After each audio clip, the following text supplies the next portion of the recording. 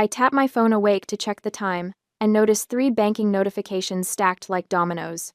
At first glance, nothing seems unusual, just my morning routine, sipping coffee in my small Boise apartment before heading to the office.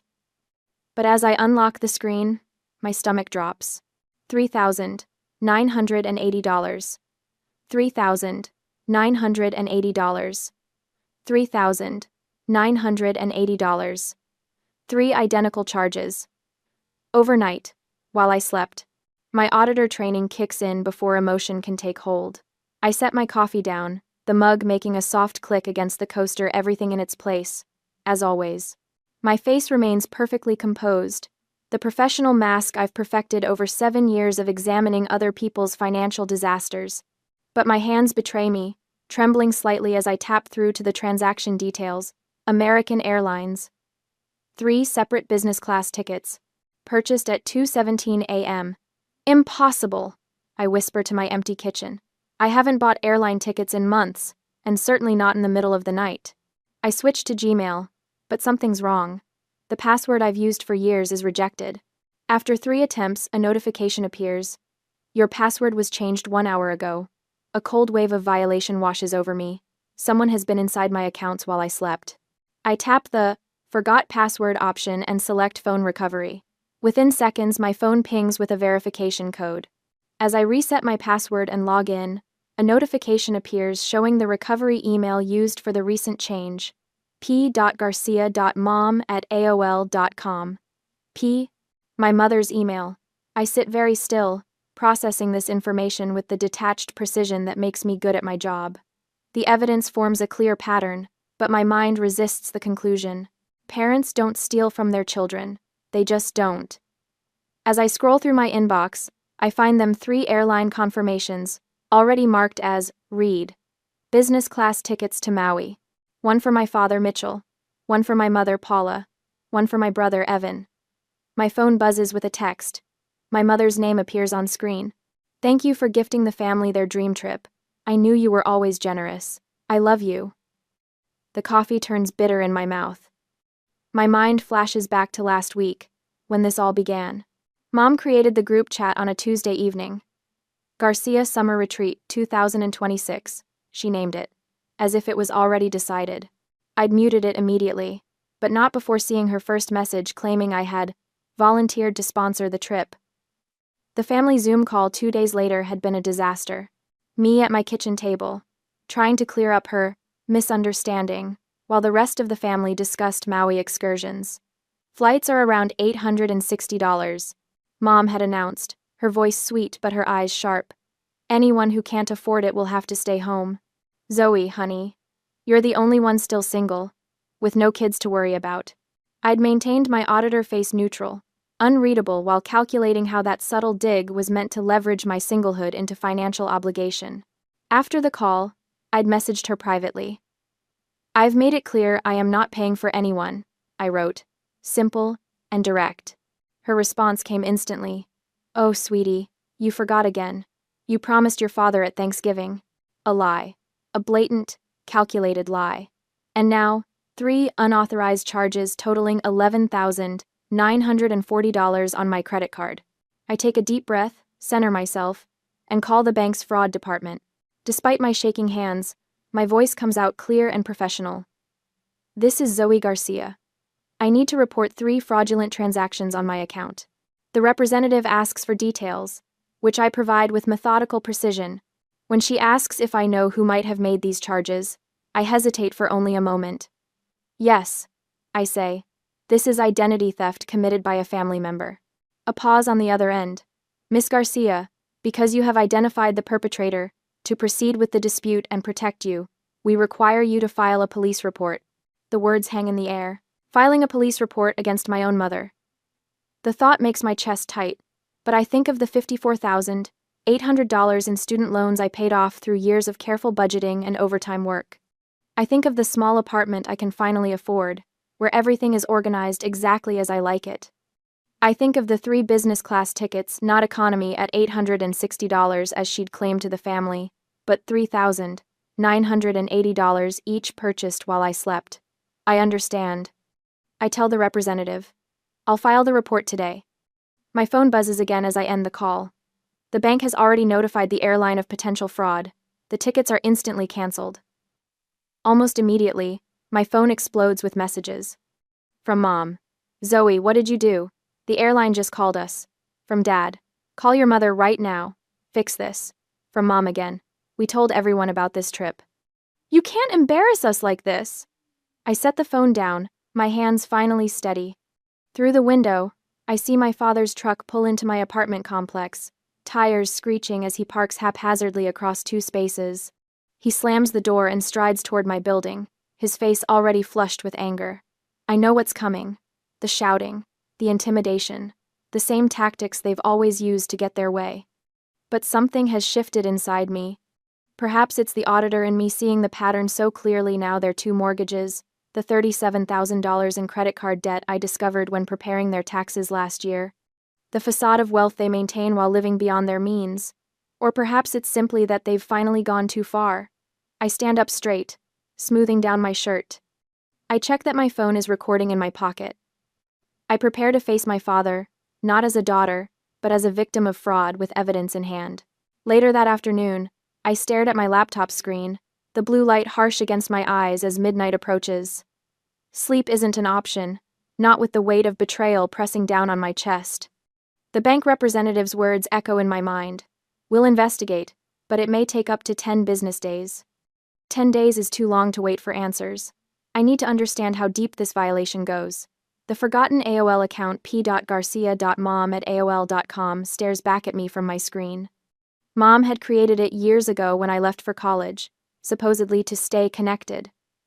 I'd never used it, considering it just another of her controlling gestures. Now I understand its true purpose.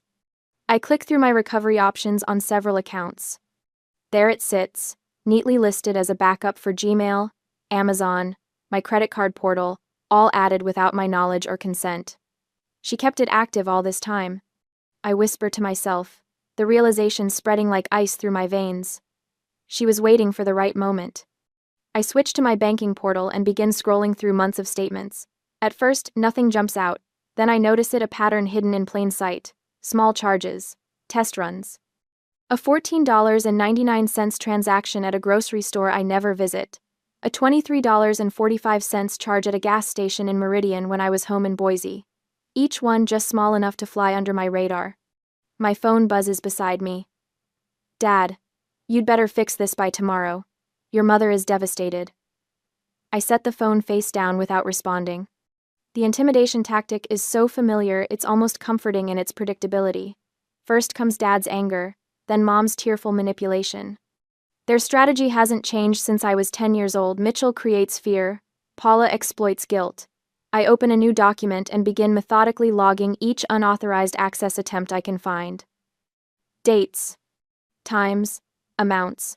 The auditor in me takes over, transforming hurt into data points, betrayal into evidence. An email notification pops up, Aunt Virginia forwarding a family message from Mom. I'm so sorry, everyone, but our family trip might be canceled.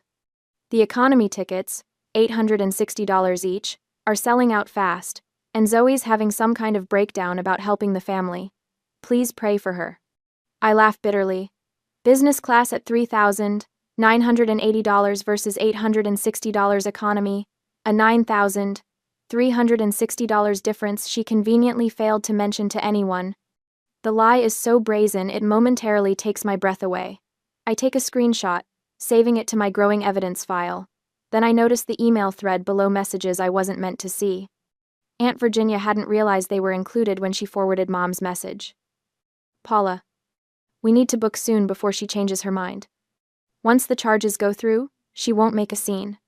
She hates confrontation too much. Mitchell. Her credit limit is high enough? We need 3 tickets. Paula. She's been working overtime for 2 years. Trust me, she has the credit. She'll cave once it's done, she always does. Family obligation is her weakness. I push away from my desk, stomach churning. They had planned this for months, dissecting my finances, targeting my vulnerabilities, discussing me as if I were an ATM rather than their daughter. The next morning, bleary-eyed from lack of sleep, I dive deeper. Bank statements spread across my kitchen table like evidence at a crime scene. Coffee grows cold beside me as patterns emerge with terrible clarity. My parents' financial house of cards becomes clearer with each document I examine. 2 mortgages underwater. Credit card statements showing minimum payments. Collection notices poorly hidden in their desk drawer when I helped organize their tax documents last year. The endless stream of new furniture and clothes and vacations, all to maintain the appearance of success while drowning in debt. And it wasn't just me. Notes in my mother's handwriting about Aunt Virginia's card, helping with a roof repair. A reference to cousin Hannah's contribution to medical bills. My brother Evan's ruined credit score makes sudden, terrible sense. I remember the pride I felt paying off my student loans, $54,800 eliminated through 3 years of brutal overtime and living on rice and beans. The apartment I saved for, the emergency fund I built. All of it seen not as achievement but as an untapped resource by the people who should have been proudest of me. This isn't about money, I say to the empty room, my voice stronger than I expect. It's about control. I reach for my phone and open my banking app, enabling every security feature available. 2-factor authentication, login notifications, spending alerts. I change every password, using random strings of characters instead of anything personal. Security questions become nonsense answers no family member could guess. Then I create a new email account with a username unconnected to any personal information. I set up password manager apps, digital keys, authentication backups. Each new security wall feels like reclaiming a piece of myself. My phone rings, Mom's face appearing on screen. I decline the call and add a note to my evidence file. 8:42 a.m., third attempt to contact. By afternoon, I've secured every account I own and documented each step of the process. The bank confirms the transactions remain frozen pending investigation.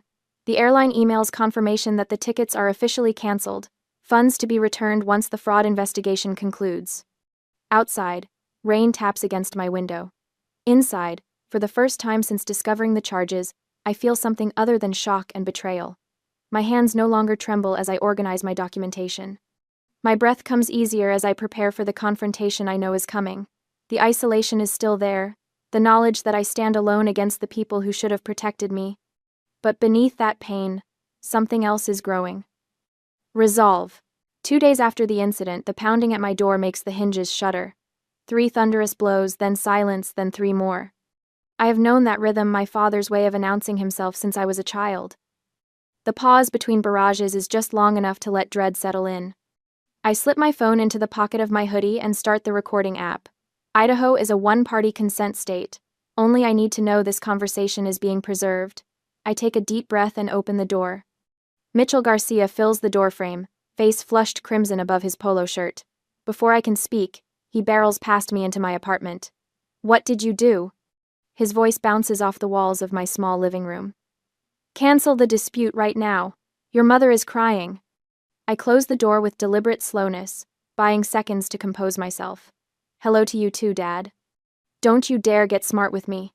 He jabs a finger toward my face, stopping just short of touching me. "Fix this now.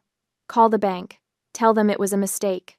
My phone buzzes in my pocket once, twice, 3 times in rapid succession. Family messages, undoubtedly. I leave it untouched. "It wasn't a mistake," I say, my voice steady. "Someone accessed my account without permission and charged $11,940 to my credit card. It's for the family vacation. Your mother told everyone you were sponsoring it." I maintain my auditor face neutral, observant. Did she tell everyone the tickets were $3,980 each for business class? Or did she tell them they were $860 for economy? His eyes shift slightly. A tell. What difference does that make? Almost $10,000 of difference, actually. My phone buzzes again. I pull it out, keeping the recording running. 17 new messages in the family group chat. I scan them quickly. Mom claiming I forgot my promise. Aunt Virginia suggesting an emergency family meeting at her house. Cousins expressing disappointment in me. See? Dad points at my phone. "You're destroying the family. Virginia is hosting an emergency meeting tonight to discuss your behavior." I tilt my head slightly. My behavior? Not Mom's behavior in accessing my accounts without permission? Your mother was only doing what you promised. I keep my voice measured, just as I would when questioning a client about financial discrepancies. When exactly did I promise to spend nearly $12,000 on airline tickets? At Thanksgiving, you said.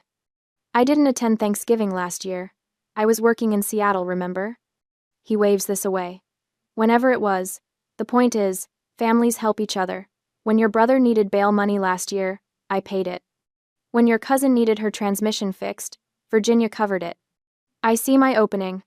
Speaking of Aunt Virginia, how many times have you used her credit card without asking? His face freezes for a fraction of a second, just long enough to confirm my suspicion. That's completely different. He sputters. We've used Virginia's card before. Nobody said anything. She knows how these things work in a family. The admission hangs in the air between us. I wonder if he realizes what he's just confirmed on the recording. Does she know about the roof repair charge for $2,400? I'm guessing, fishing for information. His eyes widen slightly. Another tell. This isn't about Virginia, he says, voice dropping to a dangerous growl. This is about you canceling our vacation and embarrassing your mother in front of everyone. No, I correct him. This is about the $11,940 you and Mom stole from my credit card. We didn't steal anything. He slams his hand down on my kitchen counter. It's family money. Family money would mean I had agreed to spend it, I say. I didn't, and you lied to everyone else about the cost. Economy tickets are $860, not $3,980. Why did you need business class if this was just about family togetherness? His face darkens. You think you're so much better than us with your fancy auditor job and your perfect credit score. You've forgotten where you came from.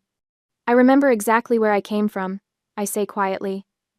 I remember sleeping in the car after the electricity was shut off, because you bought a boat, instead of paying the power bill. That was one time. He steps toward me, fists clenched. I stand my ground. Leave now, or I call the police and play this recording. The color drains from his face as he glances at the phone in my pocket. You wouldn't. I already filed a fraud report with the bank, I say. Police report is next. Your choice if you want to be here when the officers arrive. He stares at me for what feels like minutes, rage and disbelief warring on his face. Then he turns and yanks the door open. Your mother and I gave you everything, he says, his voice suddenly tired. This is how you repay us? The door slams behind him. I lock it, then slide down against the wall until I'm sitting on the floor. My phone buzzes again. Aunt Virginia's name appears on the screen, not in the group chat, but a private message. Zoe, what's this about your mother making charges on my card? I've been reviewing my statements and found some transactions I don't recognize. Before I can answer, a text from Cousin Hannah arrives. Hey, did Aunt Paula ever borrow your credit card? She used mine for what she said was a medicine emergency last month, but I just got billed for $1,100.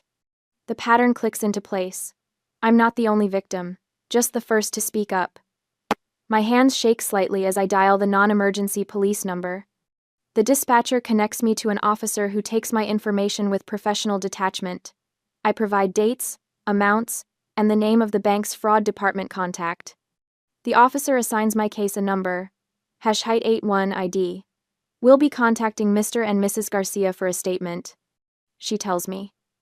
The bank has already provided preliminary documentation of the unauthorized access. I thank her and end the call, just as notification from my bank appears. Fraud investigation complete.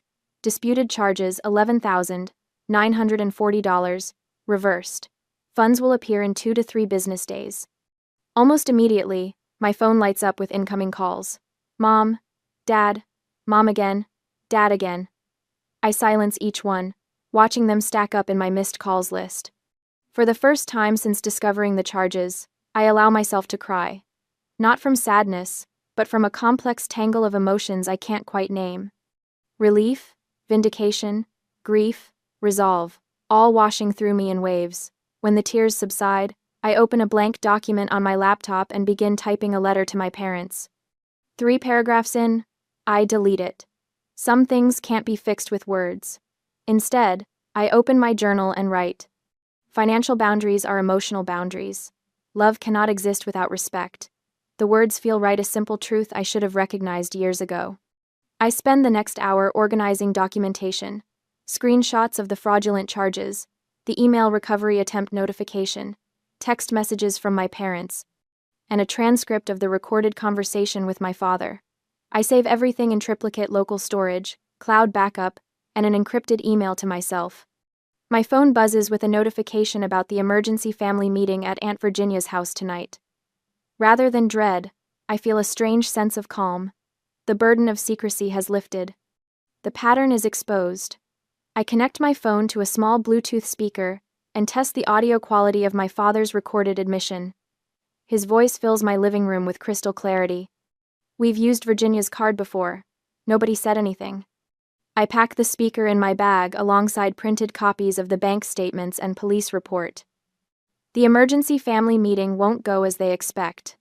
For the first time in my adult life, I'm walking into a family confrontation with more than just my word against theirs. I have evidence, allies, and the power that comes from knowing exactly where you stand. Time to break the cycle, once and for all.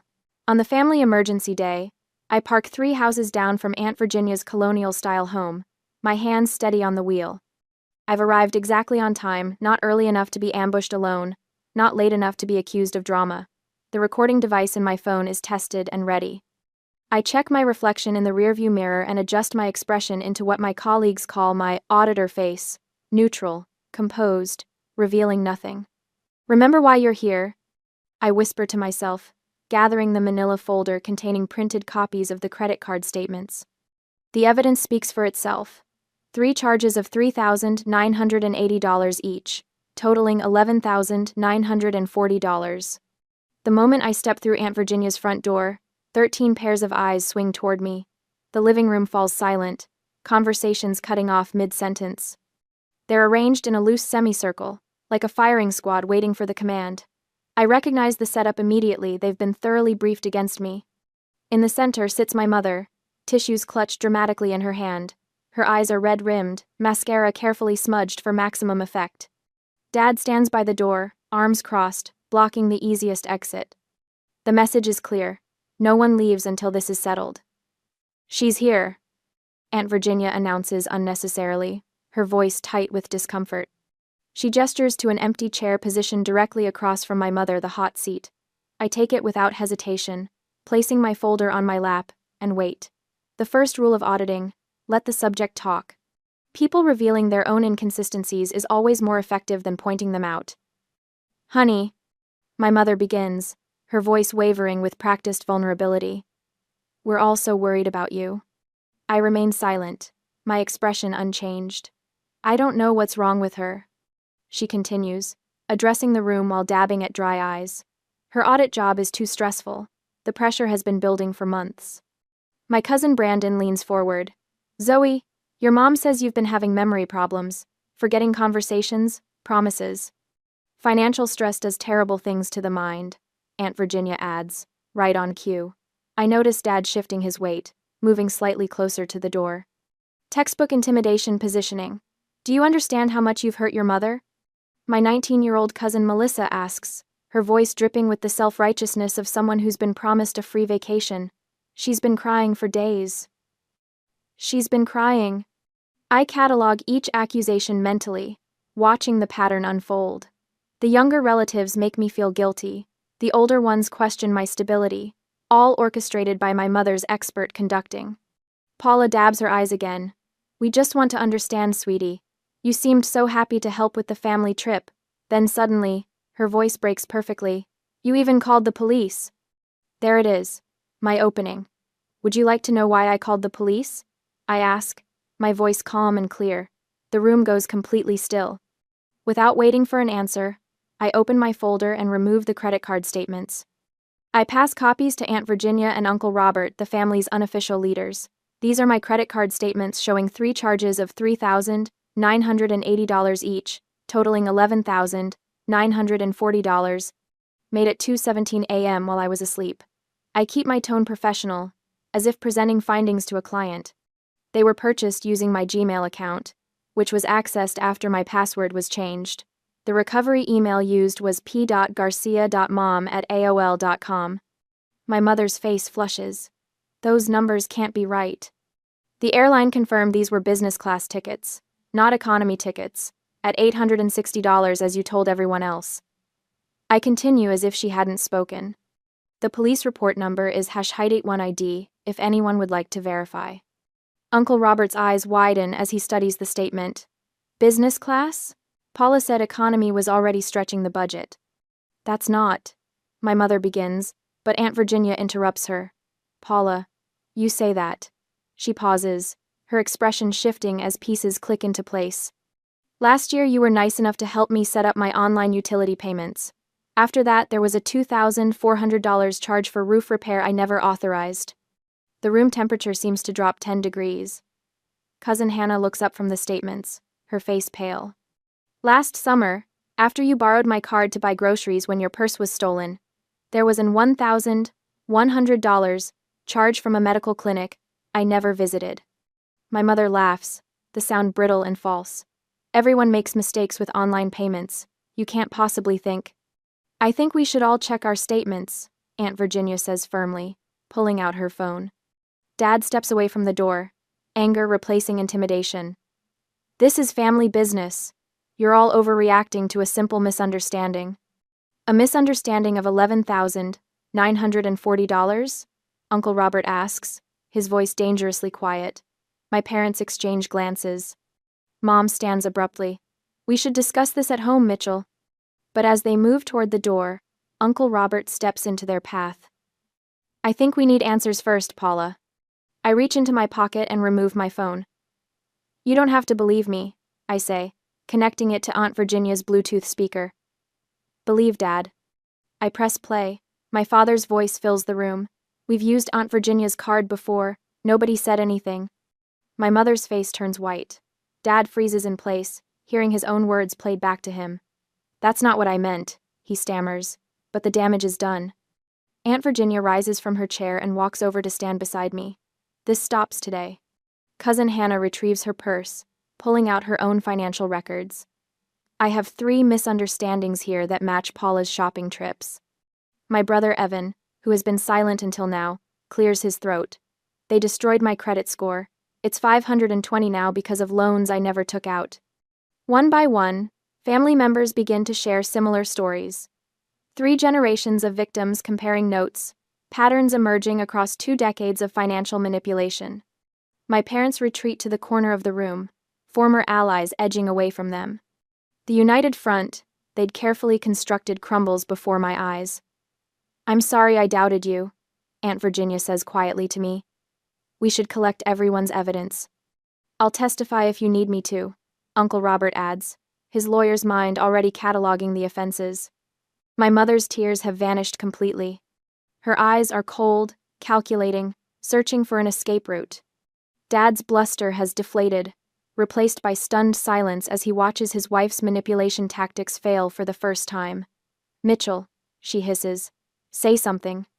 But he remains silent, the weight of exposure crushing his practiced intimidation. I watch as the first visible cracks appear in their united front. How could you record me? 10. He finally manages, attempting to redirect blame. Idaho is a one-party consent state, I reply calmly. Only one person in a conversation needs to consent to recording. I consented. We need to establish clear financial boundaries, Aunt Virginia announces to the room. Starting today. My parents exchange glances, fear replacing confidence as the true consequences of their actions begin to take shape. They've lost control of the narrative, and with it, their power over the family.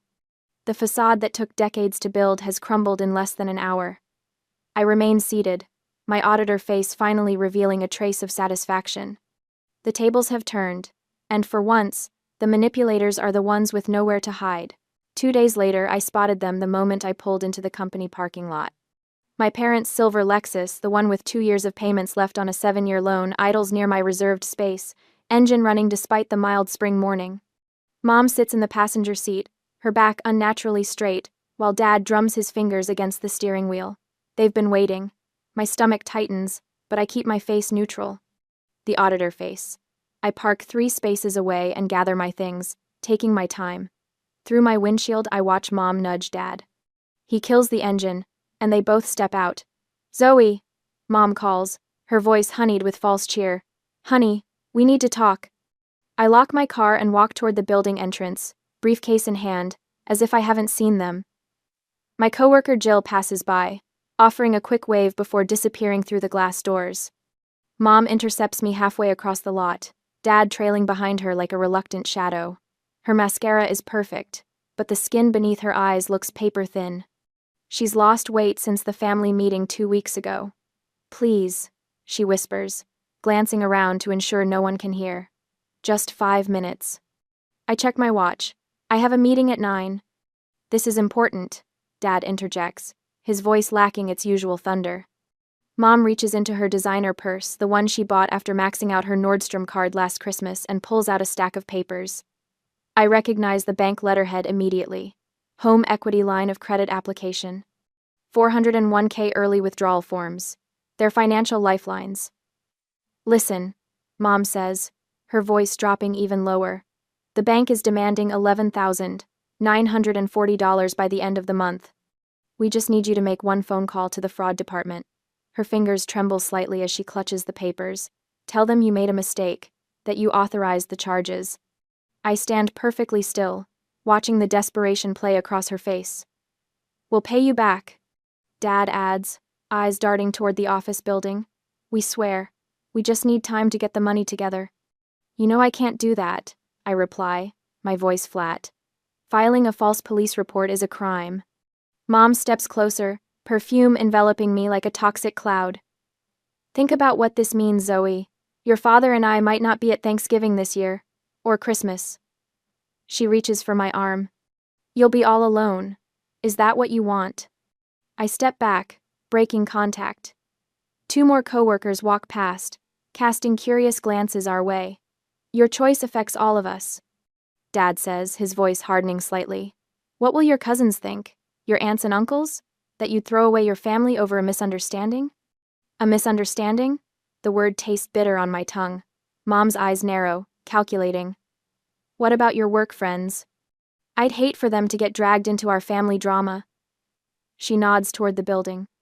People talk, you know, especially when they hear about ungrateful daughters who abandon their parents. Her words hang in the air between us, the threat unmistakable. You're almost 30, Zoe. She continues, voice softening to a maternal tone that once would have made me fold. No husband, no children. We're all you have. Family sticks together, through everything. More coworkers filter past us. I recognize Martin from accounting and Sarah from HR. They try not to stare, but I can feel their curiosity. My professional reputation, the careful boundaries I've maintained between work and personal life, suddenly feels fragile. For a split second, doubt creeps in. The consequences of standing firm stretch before me. Holiday tables with empty chairs, whispered office gossip, the crushing weight of being the one who severed ties. My hand tightens around my briefcase handle. Then I remember the recording, the bank statements, the pattern that stretches back years, the $11,940 they stole while I slept. I look directly into my mother's eyes, then my father's. You don't owe me, I say, each word precise and clear. You owe the bank. Get out of my way. Mom's face transforms. The mask of maternal concern drops completely, revealing something ugly and raw beneath. Her lips pull back in a snarl. You think you've won? She hisses, voice rising sharply. You will regret this. You will never have a family again. You will die alone. You ungrateful child. Her words echo across the parking lot. Several of my coworkers freeze, staring openly now. Dad grabs her arm, trying to pull her back, but she yanks free. After everything we've done for you, her voice cracks with rage. This is how you repay us? I don't respond. Instead, I walk past them, my steps measured and calm. Behind me, I hear Dad's urgent whisper, Paula, stop. People are watching. The office doors slide open. I step inside without looking back, leaving my parents frozen in the parking lot, the morning sun illuminating the ruins of their carefully constructed facade. 3 days later, a certified letter arrives at their address. My lawyer's name embossed across the top, the words, cease and desist in bold beneath. Attached is a copy of police report, #81ID, detailing identity theft by a family member. The final paragraph warns of criminal prosecution, should any further contact be attempted. The bank begins its collections process directly with Mitchell and Paula Garcia. No longer my problem. I've submitted everything. The comprehensive documentation, the police report, the recording transcript, my credit history showing the pattern of unauthorized access. 7 years as an auditor taught me to be thorough, to follow the paper trail wherever it leads, even when it leads to my own parents. News travels quickly through the family. Aunt Virginia calls to tell me my parents have canceled their country club membership. Cousin Hannah mentions seeing Mom at the grocery store. No designer purse in sight. Uncle Robert reports that Dad's furniture store has cut its hours. Their financial house of cards is collapsing, one card at a time. The bank files a lawsuit for the unpaid debt. The fraud case triggers cross-default clauses in their other loans. Their credit score plummets. Mortgage lenders begin reviewing their loans, questioning the income verification on the original applications.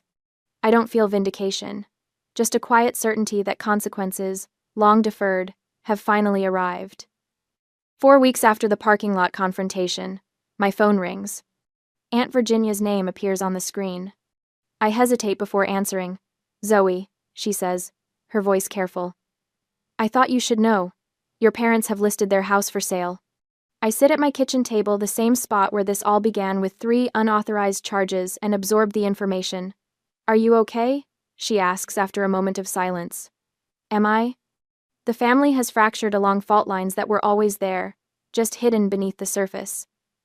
Some relatives have stopped speaking to me entirely. Others, like Aunt Virginia, have become unexpected allies. The future stretches before me, holidays and celebrations that will never be the same. I don't know, I answer honestly. I'm figuring it out. We talk a while longer. As I hang up, I notice my hands are steady. No trembling, not anymore.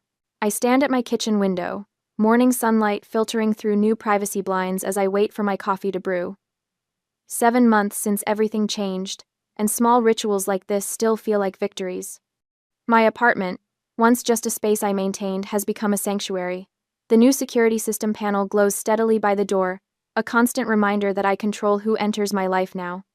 Behind me, my desk holds neatly organized folders, a testament to the financial literacy workshops I've been developing. My calendar hangs beside it, next Tuesday circled in bold red, debt-free celebration, with 3 exclamation points. The final payment on my car loan, the last debt I carried, went through yesterday. My phone chimes with a message from Evan. Credit score hit 640 today. Thank you, Z.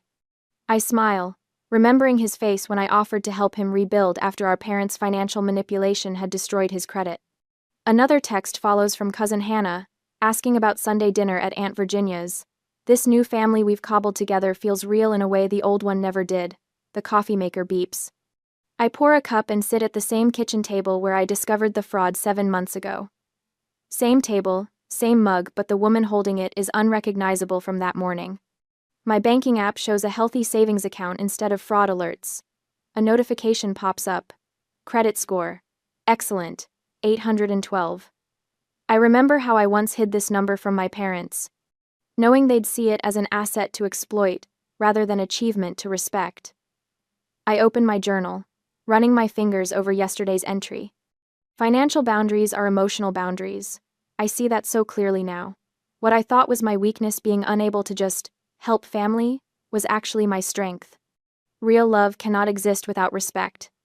The doorbell rings precisely at 9. Evan stands there, grinning, holding up his phone with his credit report displayed. "I didn't believe it would work," he says, following me inside. "Dad always said credit was something you just had to use until you couldn't anymore." "That's what they needed to believe to justify their choices," I reply, pouring him coffee. "Financial literacy isn't magic, it's just work and consistency." He nods, settling into what has become his chair. The kids' college funds are set up. First time I've saved money in my life. "How does it feel?" "Weird," he laughs. "Good weird." He pauses, stirring his coffee. "Remember when Dad would take us to that expensive steakhouse every time the credit card bills arrived? Mom would complain about money the whole way there. I laugh, something I couldn't have done months ago when thinking about them. Their logic was so twisted. Spend money to feel better about not having money. My phone rings, Aunt Virginia confirming Sunday dinner. We're planning a small gathering, just the five of us who formed this new family circle built on choice rather than obligation. Last month, she proposed a toast. To family we choose, not family we tolerate. The words have become our unofficial motto. Tomorrow, I'll lead my third financial literacy workshop at the community center. I tell an anonymous version of my story, helping others identify the red flags I missed for years. Turning my pain into protection for others gives purpose to what happened. My boss called yesterday about the senior auditor position apparently. My handling of the fraud case demonstrated exceptional integrity under pressure, life reshaping itself in unexpected ways. I close my journal thinking of what I'll write tonight. You cannot love without respect. You cannot respect without boundaries. Some lessons are worth every penny they cost to learn.